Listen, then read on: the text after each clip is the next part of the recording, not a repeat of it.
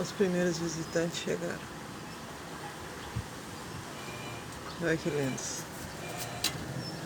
Não posso chegar muito perto porque eles voam. Coisa mais linda. Pra que prender se a gente pode criar solto? Dar comida, fruta. Olha a felicidade deles. Pintei a casinha, fiz um canto pra eles. Eu amei. Olha como eles estão felizes. E eu mais ainda de ver eles assim. São muitos, tem 1, 2, 3, 4, 5, 6.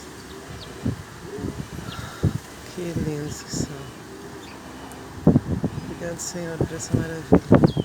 Esse canto maravilhoso que eu consegui fazer. Minha árvore tem escadinha e portinha.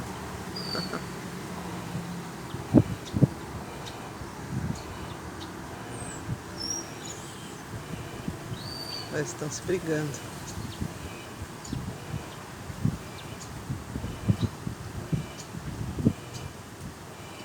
Acho que eles gostaram da casa nova.